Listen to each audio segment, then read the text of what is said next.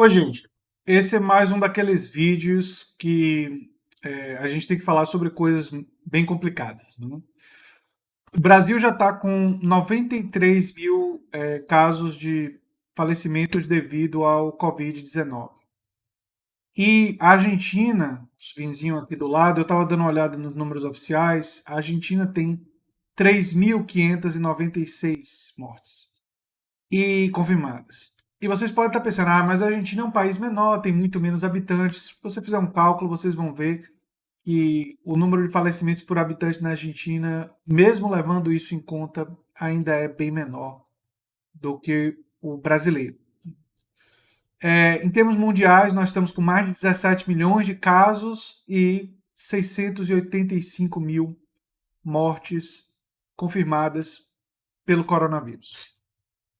E hoje, às 18 horas, eu vou fazer uma live com o professor Ordep Serra, antropólogo, pesquisador, professor da Universidade Federal da Bahia. Ele veio para mim recomendado, só para vocês terem uma ideia, pelo ex-reitor da Universidade Federal da Bahia, Naumar de Almeida Filho, que eu tive a honra de já ter conversado com ele aqui no meu canal sobre diversos assuntos, especialmente envolvendo educação e universidade, no caso do Naumar. E Naumar me recomendou fortemente Ordep, e quando eu vi o currículo de Ordep e as críticas dele a Bolsonaro, enfim, eu conversei com ele, me pareceu uma pessoa muito interessante para trazer da academia, e eu vou estar trazendo também outros grandes pesquisadores brasileiros aqui para o canal. Aliás, o canal ele vai ter uma característica nos próximos meses, vocês vão começar a observar. Eu vou trazer youtubers progressistas, já estou com a live marcada com Roberto Cardoso, que é um professor youtuber também que eu respeito, tem um canal aqui no YouTube, né? Eu fiquei muito feliz por ele ter aceitado. Vou trazer acadêmicos, né? Vou trazer essas pessoas da academia e vou procurar também os políticos. Vocês já viram recentemente, eu entrevistei, também entrevista, né? Tive um diálogo com o deputado federal Jorge Sola e eu vou atrás dos políticos. Então vão ter youtubers progressistas, políticos e acadêmicos brilhantes de destaque em sua área. E por que essa variedade? Porque eu acho que a gente precisa justamente estar unindo forças e atingindo múltiplas áreas e eu futuramente estou pensando inclusive em trazer pessoas ligadas a movimentos sociais, a sindicatos, dizer, ampliar o leque. É óbvio que eu estou indo para políticos e para youtubers e para acadêmicos, porque eu sou da área acadêmica e estou falando num canal de política, então acaba que eu tenho acesso mais fácil a esses grupos. Mas eu tenho esse desejo no canal de ampliar esse diálogo, porque e aí vem a conexão com um governo de morte e um governo de mentiras, né? E essa perspectiva até eugenística que o governo Bolsonaro e que os governos da extrema direita têm pelo mundo. Eles acabam tratando a pandemia como se, olha, as pessoas vão morrer e são mais fracos, têm comorbidades, enfim, isso não é algo tão grave assim. Eles tratam assim, por isso e daí, por isso, né? Então, e tem por trás disso uma dimensão de eugenia, de achar que, olha, os mais fracos, isso está ligado à história do fascismo. Então, o neofascismo, ele emular esse aspecto de dar pouca importância para a vida de pessoas que são vistas por eles como mais fracas, né, mais idosas, ou enfim, é algo que é coerente com essa história, é coerente com esse o histórico pregresso e, de certa forma, é emulado nesse governo. Né? E a dimensão das mentiras, tem até o caso recente envolvendo o Felipe Neto, eu talvez faça um vídeo sobre isso, já tem alguns dias, né? Perdeu aquela coisa da época, né? Mas se vocês disserem que acham que tem vontade de escutar uma análise minha sobre isso, deixem nos comentários que eu posso fazer um vídeo sobre isso, porque ele ousou criticar o Bolsonaro duramente. Né? E agora ele está sendo perseguido, estão fazendo mentiras, estão ameaçando ele. Quer dizer,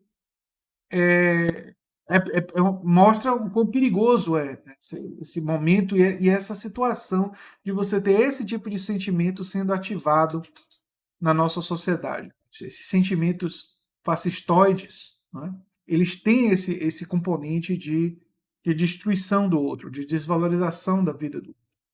E nós precisamos combater isso. Então, o meu convite ao Ordep Serra, ele foi muito motivado porque eu percebi que ele estava justamente, e por isso que o título da live, inclusive sugestão dele, o título atual da live, Governo de Morte e de Mentiras, né? Foi uma sugestão do convidado, porque reflete justamente duas características fundamentais desse governo, o governo atual. E isso coloca para nós uma tarefa política fundamental. Qual é essa tarefa política?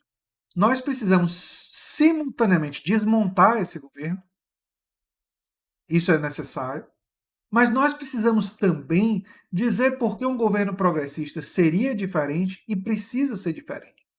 Na questão do coronavírus, as respostas são fáceis e óbvias. Um governo progressista escutaria os epidemiologistas, escutaria os cientistas, teria feito um lockdown muito mais rigoroso logo no início, como fez a Argentina, como fez o Uruguai, como fizeram outros países. Quer dizer, como fez, por exemplo, a Nova Zelândia, né? Como fizeram alguns outros países, também fizeram um lockdown bastante rigoroso e conseguiram evitar a progressão da doença. Eu falei do Uruguai, mas eu nem sei em todos os detalhes como está a situação no Uruguai, eu teria que checar. Mas enfim, a Argentina, que eu conheço um pouco mais, fez esse lockdown mais duro. Agora teve um pouco do aumento de casos, você vê, porque não está totalmente controlado, e aí eles já vão fazer o lockdown duro de novo. Isso tendo muitos menos casos e muito menos mortes do que o Brasil. Isso se nós levarmos em conta que nós estamos no Brasil com uma maciça subnotificação.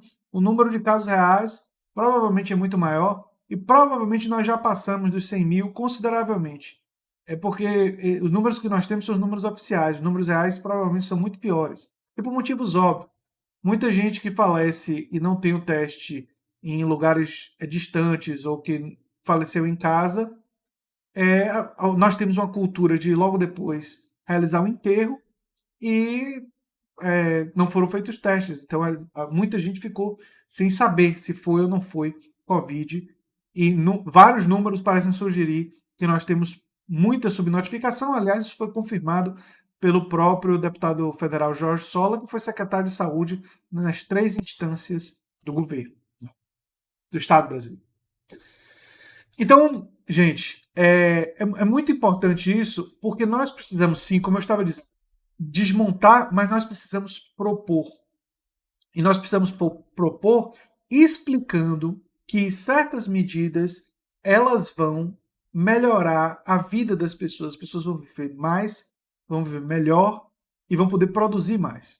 Então, por exemplo, uma das coisas que eu tenho defendido já há algum tempo aqui no canal, a ideia de uma renda universal de cidadania, financiada pelos lucros do capital financeiro, né? Financiada por esse capital e pelo lucro do capital em geral, porque o lucro do capital ele é socialmente produzido, então ele deve ser socialmente distribuído. Não fui eu que inventei isso, é o Yanis Varoufakis que defende isso. Eu tenho um vídeo sobre a perspectiva do Yanis Varoufakis e como ela difere da perspectiva do Milton Friedman no que se refere à renda universal de cidadania. Inclusive porque o Friedman nem trabalhava com a ideia de renda universal de cidadania.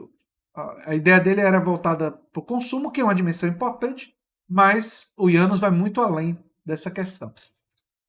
E nós podemos incorporar esse direito a mais junto com o direito à saúde, direito à educação e outros direitos, né? Se isso for garantido para a população, nós vamos ter redução da hospitalização, porque as pessoas tendo renda vão comer melhor, vão ter mais. Nós vamos melhorar as condições de habitação, porque a pessoa tendo renda, a chance dela conseguir ter habitação é muito melhor. Você pode ter políticas para isso, justamente para a gente ocupar o espaço urbano e ter mais habitação popular para garantir isso para as pessoas. Então, e uma política que melhora e aprimora o Sistema Único de Saúde, o SUS, vai impactar diretamente na mortalidade infantil, vai impactar diretamente na saúde das pessoas. E isso envolve não apenas a área hospitalar, mas também a prevenção de doenças e promoção da saúde, aliás, como eu enfatizei no meu vídeo anterior sobre o tema da gordofobia e tudo mais. Então, assim, a esquerda tem um compromisso de ter propostas e explicar para a população que essas propostas melhoram a vida delas, que tem o potencial de melhorar. Nós precisamos, por exemplo, defender uma reforma tributária justa para tirar os impostos do consumo que impactam mais nos mais pobres e na classe trabalhadora. E colocar mais o peso do consumo na renda, no patrimônio e nos lucros e dividendos, os dividendos distribuídos pelas grandes empresas e nos lucros dos bancos, que ganham quase sempre e são pouco tributados. Então, não basta ter um plano, ter uma proposta. O campo progressista precisa ter uma agenda definida, dialogada entre os diferentes partidos e nos movimentos sociais e ter a comunicação com a população para convencer a população dessa agenda e explicar como essa agenda pode potencializar melhoria na vida das pessoas. Isso é fundamental.